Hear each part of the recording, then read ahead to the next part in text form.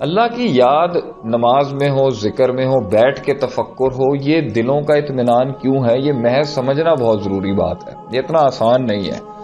تو پہلی بات تو یہاں پر یہ ہے کہ ایک تو عربی کی عبارت ہے جو ہم ذکر اذکار میں پڑھتے ہیں 33 بار سبحان اللہ، استغفر اللہ، الحمدللہ، یہ تو کرنا ہی کرنا، اس پہ تو کوئی انکاری نہیں ہے۔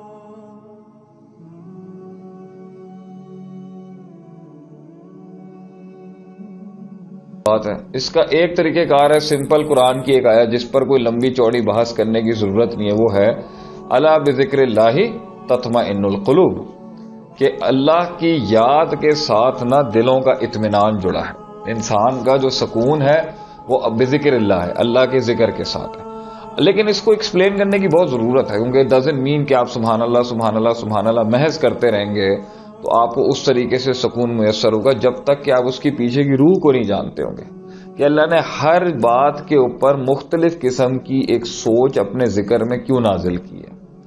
کیوں اللہ تعالیٰ کہتا ہے کہ جب آپ گھر سے باہر نکلیں تو آپ کہیں بسم اللہ توکلت علی اللہ لا حول ولا قوت الا باللہ العلی العظیم۔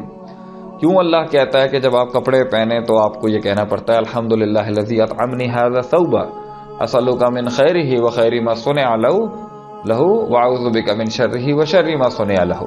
کیوں یہ والا ذکر یہاں ہوا؟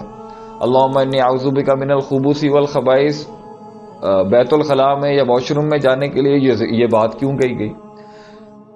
کسی سواری پہ یا کسی سفر پہ جانے کے لیے سبحان الذی سخر لنا ھذا وما کنا لہ مقرنین کیوں کہا گیا؟ چھینک مارتے وقت الحمدللہ، جو سنے یہدیکم یرحمک اللہ، اور جو اس کو بھی سنے وہ کہے یہدیکم اللہ ویصلح بالک، کیوں کہا گیا؟ کیوں جب کسی اچھی چیز کو دیکھا جائے تو سبحان اللہ کہا جائے؟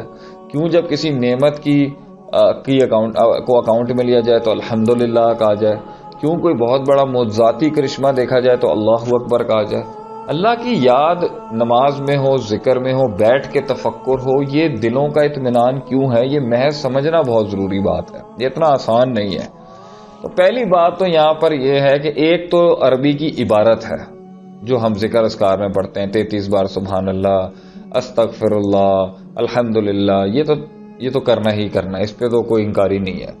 سوال یہ ہے کہ میں اس بات کا بھی بہت بڑا معتقد ہوں کہ اگر انسان کے اذکار کے پیچھے عقیدہ صحیح نہ ہونا تو وہ ذکر جو ہے نا اس طریقے سے مفید نہیں ہوتا، کام نہیں کرتا۔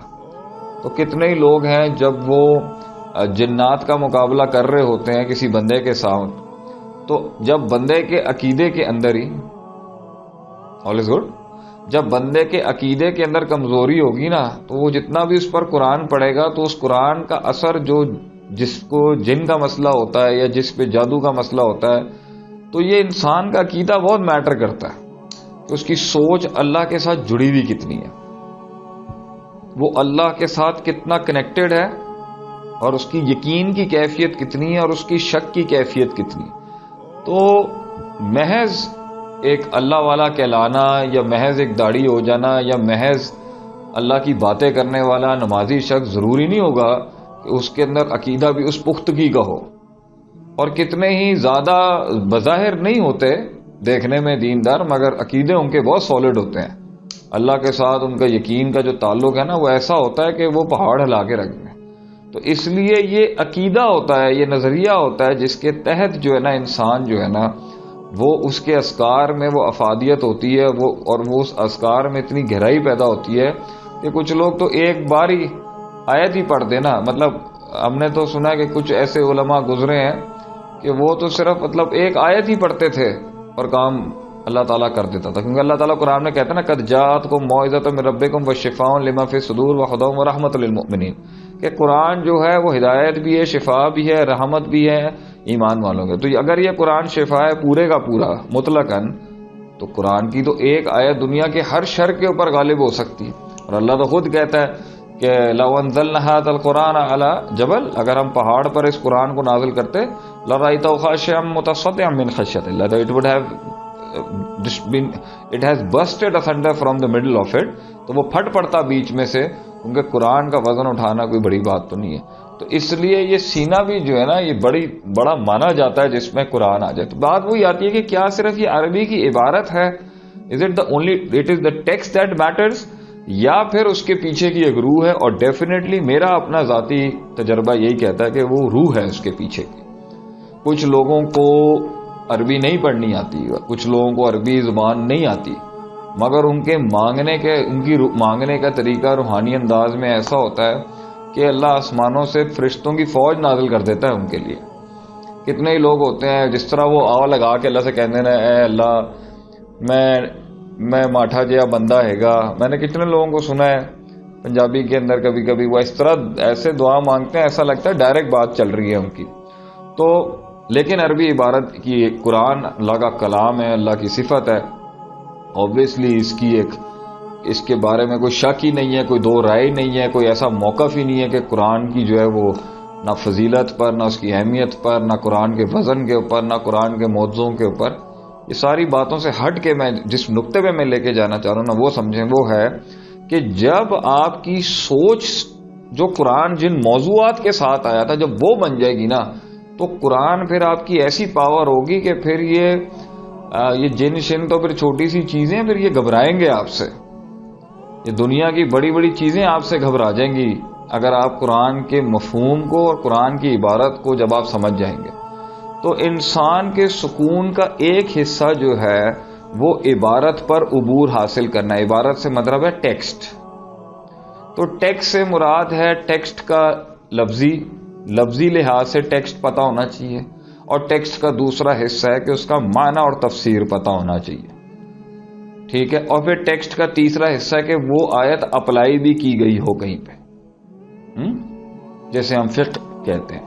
تو جتنا انسان قرآن اور حدیث کے ٹیکسٹ کے ساتھ جڑا ہوا ہوگا نا آپ دیکھیے گا اس کا مائنڈ سیٹ اتنا پاورفل ہوگا، اتنا سالڈ ہوگا کہ آپ سوچ نہیں سکتے.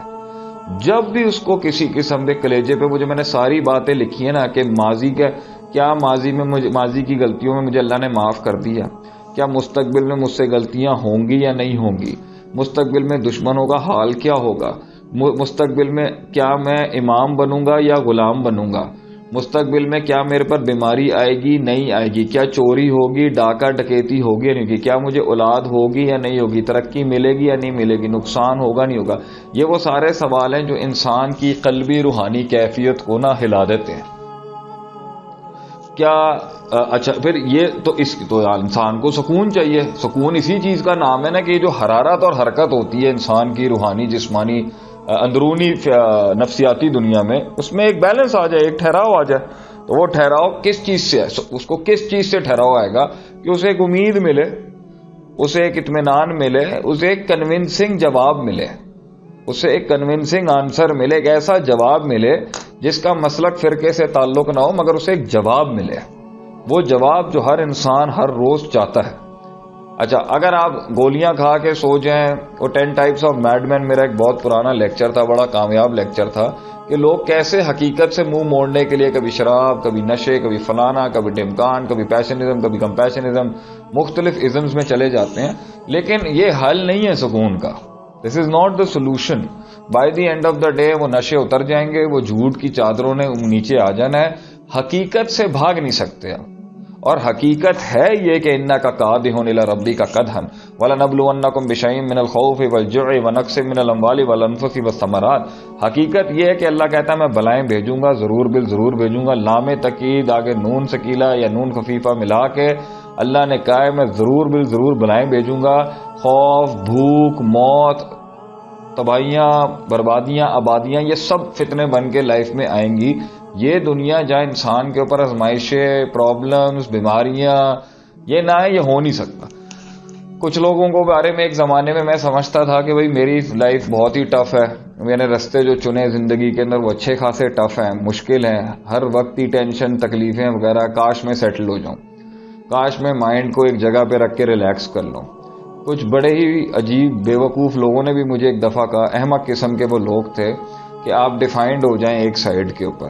کیونکہ وہ خود کمزور تھے، خود ضعیف تھے، اور خود ان میں اتنی ہمت نہیں تھی کہ وہ ساری فیلڈز کو لے کے چل سکتے.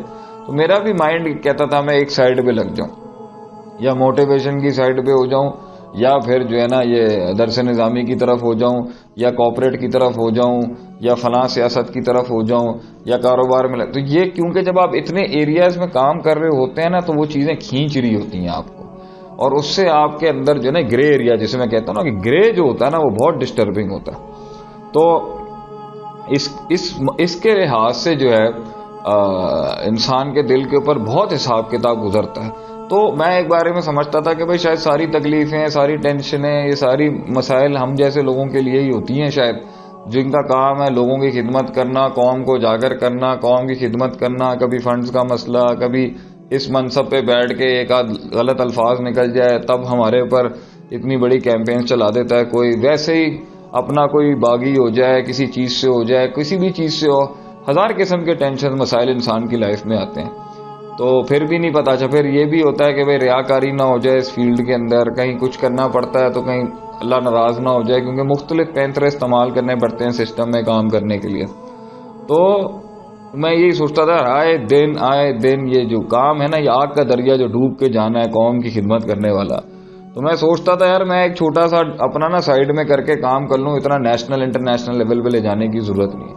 تو میں نے دوسروں کی زندگی میں جب دیکھا نا تو میں نے دیکھا ہر انسان کی ازمائش اس کے لیول سے ہو رہی ہوتی. اگر مجھے, کیونکہ روز صحابہ کہتے تھے نا مجھے اتنا بخار روز کا ہو جائے, ہمیں اتنا بخار روز کا ہو جائے کہ ہماری نمازیں نہ چھوٹیں, لیکن وہ لانگ ٹرم بڑی مصیبتوں سے ان کی پناہ رہتی تھی. تو جو چھوٹی چھوٹی ٹینشن اور چھوٹے چھوٹے ہر وقت کا سٹریس یا ہر وقت کی پریشانی اس فیلڈ میں رہتی ہے, تو اس سے اللہ ایک طریقے سے ہمیں بہت بڑی تکلیفیں بھی آ جاتی ہیں. لیکن جب میں نے کسی کی لائف میں دیکھا کہ ابھی ایک گھر میں ایک بچی تھی, وہ جھولے پہ بیٹھی ہوئی تھی, میری فیملی میں ایک بچی تھی, تو وہ گری اور اس کا اپنا ویٹ ہی اس کرسی کے ساتھ اس کی ٹانگ پر آیا, اس کی 2 انگلیاں ٹوٹ گئی. اچھا کسی کے گھر میں بھی اللہ کی حفاظت سے, اللہ ہماری بھی حفاظت کرے, کسی کو کورونا ہو گیا ہے, کوئی ICU میں ایڈمٹ ہے, کچھ فلان ہے, کسی کے بچہ ہوا ہے, بچے کے بعد اس کا جو ہے ماں کا جو ہے وہ اس کو سسٹ ہو گئی ہے ایک جگہ کے پر, اس کے اپنے ایشوز چل پڑے. تو میں یہ دیکھتا ہوں کہ یار کہاں نہیں ہے ٹینشنز, کہاں نہیں ہے بیماریاں, کہاں نہیں ہے پریشانیاں, کہاں تنگیاں نہیں ہیں. ابھی ایک شخص ہے وہ ہمارے خاندان میں فوت ہو گیا صرف پیسوں کی ٹینشن کی وجہ سے. اس پہ قرض بہت چڑھ چکا تھا مگر لوگوں کو بول نہیں سکتا تھا, اور یہ کووڈ-19 نے بہت سے لوگوں کے شاید گھر بھی اجاڑ دیے ہوں گے. تو ان سارے حالات کے اندر بھائی سکون جو ہے وہ کیا چیز ہوتی ہے؟ سکون یہ چیز ہوتی ہے جو میں نے آپ کو بتایا نا کہ بھائی سب سے بڑی بات یہ ہے کہ ایک تو عبارتاً ٹیکسٹ وائز, اور دوسرا روحانی لحاظ سے جو اس کی تفسیر اور اس کا معنی جو انسان کے سینے میں اترتا ہے نا کہ اللہ ہے.